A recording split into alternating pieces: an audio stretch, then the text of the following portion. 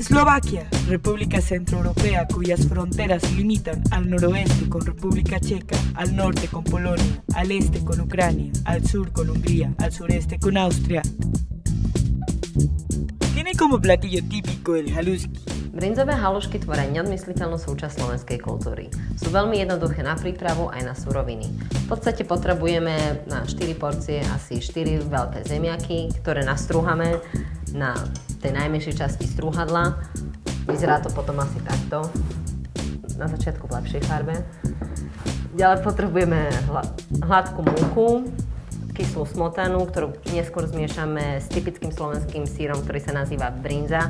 To je vlastne sír z ovce. A nakoniec použijeme na ozdobu smaženú slaninku. Cesto pripravíme z nastruhaných zemiakov,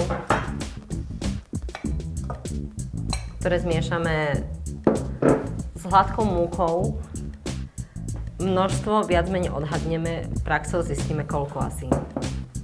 Aby bolo cesto trošku hustejšie, použijeme viacej múky. V niektorých častiach Slovenska používajú do cesta aj vajíčko, ale chutí to rovnako, či s vajíčkom alebo bez.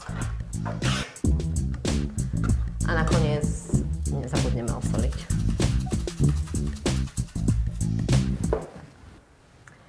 Necháme zovrieť vodu, osolíme ju a postupne pomocou nožíka a lopárika hádžeme kúsky cesta tak, aby sa uvarili.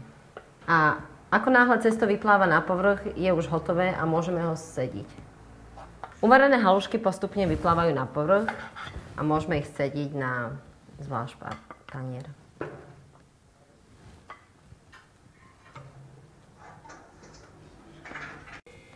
Brinzu alebo nejaký ovčí sír zmiešame so smutanou, aby nebolo také husté.